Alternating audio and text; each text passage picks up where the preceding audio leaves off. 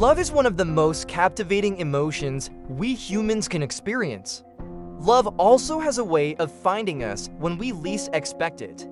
Sometimes it has this uncanny ability to bring together two people who at first glance may seem like they belong in entirely different galaxies of the universe. Sounds familiar? You know, the kind of couple who seem to defy all odds and make everyone around them do a double take. Don't tell them we said that. Love has the power to move mountains and inspire acts of kindness. It can illuminate our lives and fill our hearts with joy. From the gentle touch of a lover's hand to the melodic whispers of promises, love can transcend time and space, enveloping us in a blissful haze of passion and desire, making us truly feel alive. But enough about the good side of love. How many people actually talk about the bad side? Sure, love can make our hearts race, our minds swirl, and our souls soar. Yet for some people, love in its intensity can also possess a darker side. It can become an all-consuming obsession, distorting perceptions and driving people to desperate measures. Sometimes in the name of love lines, our blurred boundaries are crossed and the very essence of morality is challenged. This raises the question, when will love ever push us over the edge and lead us to commit evil acts? Well, it's most likely to happen when it's taken away from us. Hayden Tyrone Poulter was born in August 1961. His parents were a British couple who had made the decision to migrate to New Zealand in search of a better life. But despite the excitement of starting a new life in a foreign land, Hayden's early years were marred by a tumultuous relationship with his father. From a young age, Hayden's father, known for his explosive temper and abusive behavior, would frequently erupt into episodes of violence. This created a strained and challenging dynamic between the father and son that persisted over time. The hostile environment at home was palpable, with the constant fear of his father's outbursts casting a dark cloud over Hayden's childhood. The unpredictable and volatile nature of his father's behavior left Hayden feeling constantly on edge, anxious, and vulnerable. It's no surprise that as a young boy, Hayden struggled to understand why his father treated him with such cruelty, an experience that likely had a profound impact on his sense of self-worth and confidence. Eventually, his father left New Zealand and returned to Britain, leaving Hayden to be raised by his mother. In his teenage years, Hayden would often find himself in foster care and government care facilities known as boys' homes. Unfortunately, it was during this period that he claimed to have experienced physical and sexual abuse. In 1978, at the age of 17, Hayden made the decision to join the Navy, perhaps prompted by a sense of enlightenment or a desire for a fresh start. However, his stint in uniform didn't go so well and he was eventually discharged from the Navy. Following this, Hayden went on to try his hand at various jobs, such as shearing, fishing, farming, advertising, and even demolition work. This period of job exploration may have been driven by his search for a suitable career path, or it could have been a time where he was still figuring out his passions and struggling to find his calling in life. Nevertheless, 17-year-old Hayden was constantly changing jobs with remarkable frequency. It could also be due to his frequent run-ins with the law. You see, Hayden had a history of multiple misdemeanor charges dating back to his teenage years. When we looked at the records, it was revealed that he had accumulated a staggering 67 criminal convictions by the age of 35, all of which were non-violent in nature. Hayden's life was also marked by significant challenges, including his struggles with epilepsy and depression, which were further intensified by his excessive use of alcohol and drugs. This destructive cycle of substance abuse and mental health issues eventually reached a critical point, resulting in 3 distinct instances where Hayden attempted to take his own life. He had also briefly entered a romantic relationship with a woman and became a father to a son. However, by the early 90s, both his partner and son had left him, leaving him feeling abandoned and alone. The extent of the physical and mental anguish he endured is difficult to imagine. And yet his despondency persisted, relentlessly casting a long shadow over his entire life. However, one day in 1990, Hayden reached a breaking point and made a decision to seek help. It's 1990 in Auckland, New Zealand. The air was crisp and cool, with a gentle breeze carrying the scent of fresh flowers blooming in the nearby gardens. With a mixture of trepidation and determination, Hayden made his way to the Odyssey House, a facility for individuals with drug and alcohol addiction. Each step he took towards the entrance was cautious yet resolute. "I can do this, just a few more steps, and everything will be fine. I can do this," he muttered under his breath as he approached the house. Hayden drew in a deep breath, and with a determined heart he opened the doors into the facility. The atmosphere of the Odyssey House was calm and inviting, perhaps even offering a sense of refuge. Hayden sat quietly and listened intently as one speaker after another shared their stories of battling substance abuse and their life struggles. However, his attention was captivated by one particular member, a woman named Trudy Spires. Trudy was a single mother and part-time masseuse. She had sought refuge at the facility in her pursuit to overcome her challenges with alcohol. Hayden, on the other hand, was there to address his addiction to marijuana and LSD. Despite the differences in their vices, it was evident that both of them shared a common purpose: the pursuit of sobriety and a better life. In each other's company, they found solace and support as they embarked on their paths towards recovery together. They also found one other thing that we mentioned earlier: love. Love does work in mysterious ways. But in this case, it might not be for the better. As Hayden's stay at the rehab house neared its end, records indicate that the couple got into a relationship and decided to leave the rehab house together. But their addictions remained a challenge they had yet to overcome. Nevertheless, the pair rented a flat in Avondale, a quiet suburb in Auckland. During this period, Hayden worked in demolition, working tirelessly to make ends meet. Trudy, on the other hand, worked part-time as a sex worker. On record, Trudy's sister described the couple as normal and nice, even though they had their fair share of arguments. Her sister also shared her positive experiences with Hayden, saying, "Hayden was very polite. He was a nice, everyday man. You couldn't say anything bad about him. He was very polite, very nice. The kids all liked him except one. My lit list didn't think very much of him." In the mid-90s, the couple found themselves in a familiar struggle. Hayden remained heavily dependent on narcotics, while Trudy continued to abuse alcohol.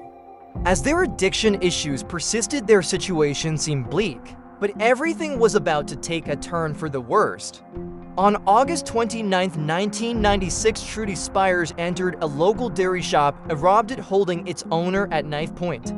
According to the police report, Trudy entered the shop and caught the owner off guard by putting her left arm around his chest and pressing her right arm, which held the knife, against his collarbone. Tensions were high as she then demanded, "Give me all your money." The owner complied, giving her about $198 from the cash register. What happened next was unexpected. Trudy threatened the owner to call the police, saying, "Get the pigs, get the bastards." As the owner called the police, Trudy's voice could be heard on tape saying, "If you don't ting come here, I'm going to kill your mate." Around this time, she also made unusual comments, such as, "Everybody's doing this, why shouldn't I? I'm not doing this for the money." When the police arrived at the dairy and entered, Trudy adamantly refused to comply with their commands to put down the knife. Her tone grew aggressive as she issued a threat. "You better not have a gun on you or I'll kill this guy. You better not have a gun on you or I'll kill this guy. He's a silly stolen item on his person." When an officer found the left side of Trudy's body exposed towards him, he fired 2 shots, one hitting her in the left shoulder and the other in the left arm. Trudy dropped a knife and eventually collapsed to the floor, where she was handcuffed and later taken from the scene by ambulance. Trudy Spires was sentenced to 4.5 years in prison for the armed robbery. She was transferred to Christchurch Women's Prison to serve her sentence. Unfortunately, Hayden couldn't sustain their rental payments for their flat after Trudy's incarceration, and he was now left homeless. It's unclear where he stayed during this period, but according to Hayden himself, the emotional toll of losing his girlfriend and his home triggered something within him, something that was building up for years. For Hayden Pa, this incident had caused a new second identity to surface, one that he calls Hell. It was October 19th, 1996, 2 months after Trudy, his beloved girlfriend, had committed the robbery. Hayden Poulter was scouring a stretch of bars on a road with a disturbing intention, as he candidly stated himself, to find a 2 around 5. M. Hayden came across a 21-year-old sex worker named Natasha Hogan. He approached her with the intent of soliciting her services, and after negotiating, they agreed on a price of $60 for oral sex. However, Hayden expressed a preference for the act to take place in a park rather than his car. Natasha agreed, and after they got into his car, he drove her to Simon Street Cemetery before proceeding to the park. After Hayden received the services he paid for, he retrieved a belt buckle from his belt and viciously struck her.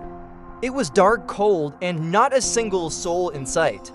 There was no one out there to see what they were up to and no one to hear Natasha's cries for help. After delivering 6 consecutive strikes, Hayden realized that the buckle had broken in half, but Natasha was miraculously still alive. Undeterred, he then attempted to strangle her, but even this effort proved futile. Natasha was still alive, but she was barely hanging on.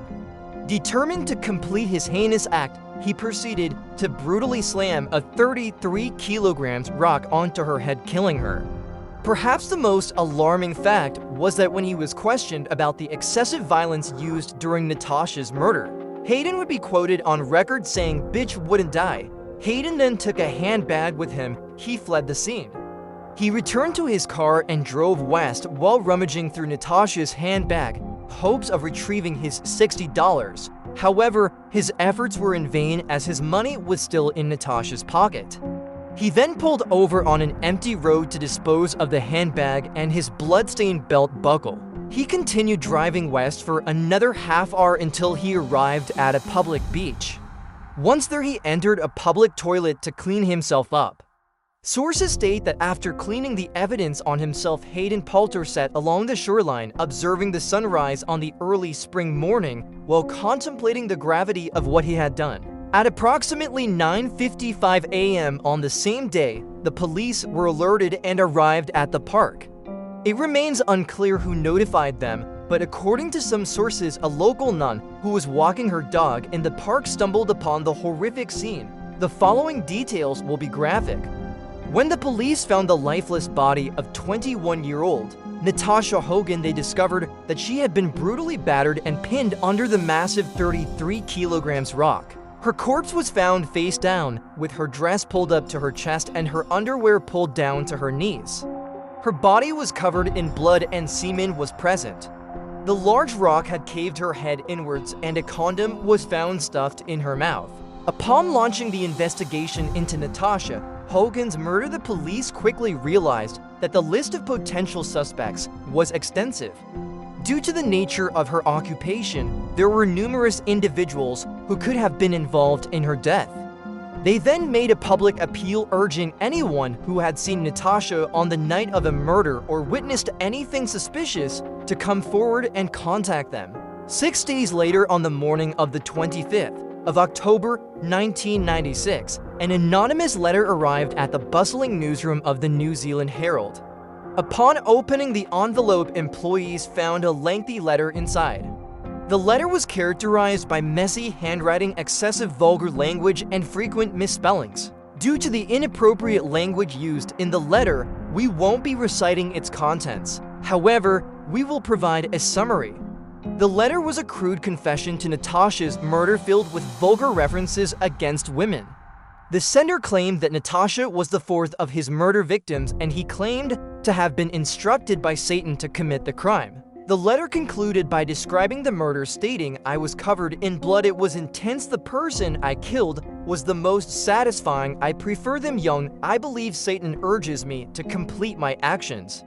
So if law enforcement doesn't intervene, there will be more victims. I might target a law enforcement officer next. Sign NBK." In no time at all, this information was sent to the police and the hunters on for this person named NBK. On October 26, 1996, just 1 day after the letter was received at the New Zealand Herald newsroom, Hayden Poulter visited Cleopatra's massage parlor located on 4th Street. It was apparent that Cleopatra was not a conventional massage parlor, but rather one that offered unique services. Hayden proceeded to book a 1-hour session with a Thai masseuse named Laura Nimfit. As the first hour drew to a close, Hayden requested additional time with Laura and booked another hour.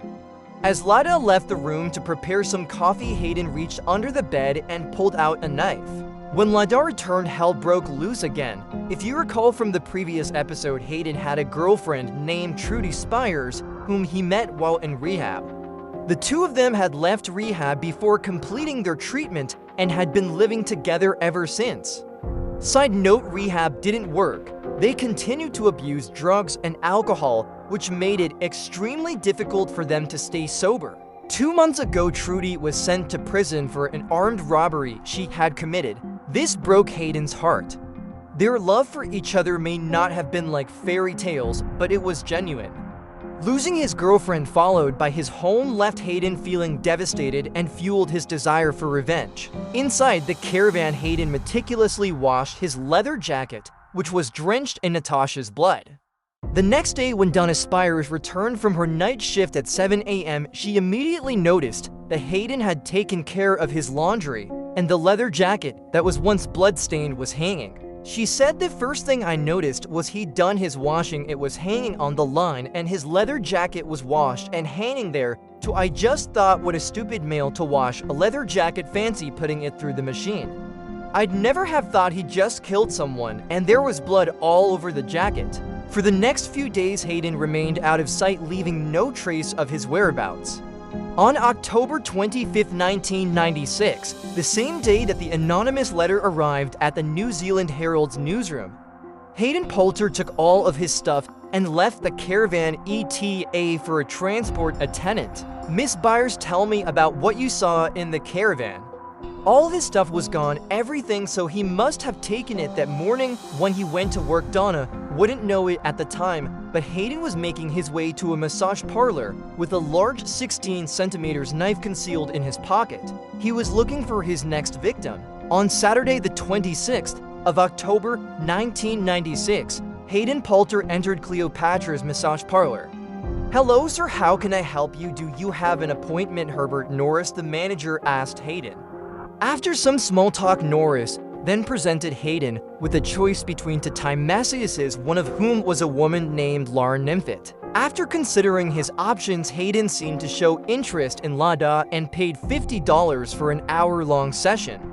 The two of them then left for a spa room located nearby. At the end of the hour, Hayden asked for additional time and booked another hour. Upon hearing this, Laura exited the room to confirm the extension with her manager before proceeding to prepare some coffee.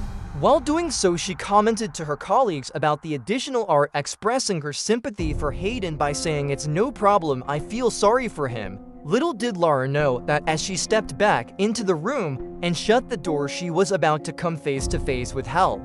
Moments later, loud banging sounds echoed from within the walls of the spa room. The frenzied screams of Lada could be heard piercing through the air. The other Thai masseuses and Herbert Norris were alerted by the commotion and immediately rushed towards the door, their hearts pounding with fear and dread.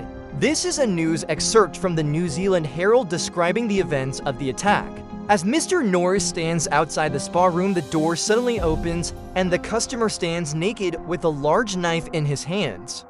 He stabs Mr. Norris in the forehead before pulling the knife out and turning it on the other time, stabbing her in the arm, chest, and back. Despite this frenzy, the customer notices Mr. Norris has writhed away. He straddled him and stabs him repeatedly in the chest and upper body area before returning to the spa room. He stabs Laura Nimfit a further 2 times in the chest before dressing and fleeing out a second-floor window. An eyewitness later tells police that when Hayden walked across the car park, he walked with purpose and was determined, but did not seem nervous. On that day, all 3 victims suffered from multiple stab wounds. Unfortunately, Herbert Norris and Limf did not survive their injuries. However, Nkunachisamret, the other masses present at the scene, survived the attack. In the evening of that fateful day, Hayden Palm made his way to the Oakland Central Police Station. He had a limp, and it was evident that he had sustained a leg injury during his escape from Cleopatra. Upon reaching the police station, he approached the front desk and asked to speak to a constable about important matters. Excuse me, officer. Hayden said to an officer that had his back towards him, yes, sorry about that. How can I help? Hayden's clothes and hair was in disarray. He had bruises and cuts as well as some swelling on his face and body. However, it was the blood stains on his clothes that drew the officer's attention. The officer eyed Hayden's disheveled appearance wearily, his hand instinctively inching towards his gun. Wait, listen to me. Hayden interrupted. Get me a constable. I need to speak with a constable. It's regarding important matters. Officers then led Hayden to a room for a videotaped confession. The room was dimly lit with a small table and a few chairs placed around it. Hayden took a seat as the officer set up the video equipment to record his statement. He appeared to be visibly distressed and agitated, with his clothes stained with blood and his face contorted with fear and guilt. The atmosphere was tense and the officers were on high alert, not knowing what to expect from him. Once the recording had begun, Hayden began to speak, his voice shaky and uneven. Hayden confessed and provided the officers with a detailed account of the day's events, including his confession to killing 21-year-old Natasha Hogan a few days prior. He vividly described the heinous acts he committed and the gruesome details of the stabbings that took place in the massage parlor. Hayden said that the employees at the massage parlor were part of a gang that was plotting against him. Perceiving the imminent danger, he made the decision to take their lives. As the officers listened to the details of the crime, they were filled with an overwhelming sense of shock and horror. Hayden also stated that he had no memory of the week that elapsed between Natasha Hogan's murder and the attack at the massage parlor. According to him, his alter ego referred to as Hell was responsible for driving him to commit the heinous crimes. This is what he said on record. I don't want to keep doing it. I keep on doing it. It's not good. I know it's not good. I know I need help in some sort of way or another. I done wrong. I suppose it is irrelevant. People don't really care. Moreover, he also confessed that after killing Natasha, his personality named Hell became even more savage and bloodthirsty. Do it again, he kept saying. You've already done it. You've been blooded. It's easy now. Despite his actions, Hayden did express remorse. He understood that his actions had caused irreparable harm to the families and loved ones of those he had murdered, and that nothing he could do would change what had happened. On September 1st, 1997, Hayden Jerome Poulet entered a guilty plea in the High Court to the rape and murder of Natasha Hogan, as well as the murders of Herbert Norris and Laura Nimfet. 3 days later, on the 4th of September 1997, Hayden returned to the High Court for sentencing. This is a statement he prepared read aloud by his lawyer to the court. It's been almost a year and I'm still struggling to come to terms with it all. I am constantly plagued and tormented with bad dreams. For me, it is a punishment on its own and something I have to live with for the rest of my life. The remorse I have within me is genuine and deep, especially for Natasha, as her life was a lot like mine, filled with abuse and violence. I do not care if no one believes what I'm saying, but I need to say how sorry I am. I am sorry, Natasha. I am sorry, Lada. I am sorry, Herbert. I am so very sorry. At the end of the hearing, Hayden Poulter was sentenced to life imprisonment with a non-parole period of 15 years. 14 years had passed since Hayden was sent to prison. After being eligible for parole in 2011, Hayden confessed that he had created the persona of Hell because he couldn't face the reality of his own actions. He later acknowledged that his drug addiction was the main cause of his crimes. In 2014, the parole board noted some progress, but still felt that Hayden had a long way to go before his release. However, after participating in several controlled releases and receiving positive feedback, the board proposed his release in June 2018 to a rural address with family members and work provided. Hayden would be subjected to 11 parole conditions for life and 15 special conditions for 5 years, including GPS monitoring and a ban on contacting his victims, the media, or prostitutes. A violation of any of these conditions would result in a breach of parole carrying a maximum penalty of a year's imprisonment. Hayden Poulter was eventually released from prison in June 2018, 22 years after becoming New Zealand's first serial killer. Records state that he changed his name to John Leon Lorenzo and moved in with his sister, where he started a landscaping business. Throughout his release, there were no major issues that were reported. But towards the end of August 2018, there were reports that he had resumed taking drugs and was allegedly considering staging his own death to evade his parole conditions. After only 2 months of being released, Hayden Poulter was recalled to prison. The exact reason for his recall has not been disclosed publicly, but many suspect that it was a breach in his parole, possibly a drug relapse or an attempt to solicit a prostitute. Less than a month later, on the 24th of September 2018, an article was published by the New Zealand Herald. Hayden Poulter, 56, was found dead in his cell. The prison director could not confirm specifics about the dead inmate. He was found by staff at Unlock on Saturday morning. Staff provided immediate assistance, but the prisoner was unable to be revived. In 2003, the New Zealand government passed the Prostitution Reform Act, which entirely decriminalized prostitution in the country. This decision was met with significant debate and controversy. Some critics argue that the change would mean a massive wave of prostitutes roaming around the streets, with some even saying the community has had enough. It's not fun to come out in the morning and have to clean up condoms lying in your garden and on the fence. Despite these criticisms, the government emphasized that the Act's main goal is to protect the human rights of sex workers and prevent their exploitation. There was never any intention to promote or condone prostitution, but rather to establish a system that safeguards the well-being of sex workers. That's all for today. Thanks for watching.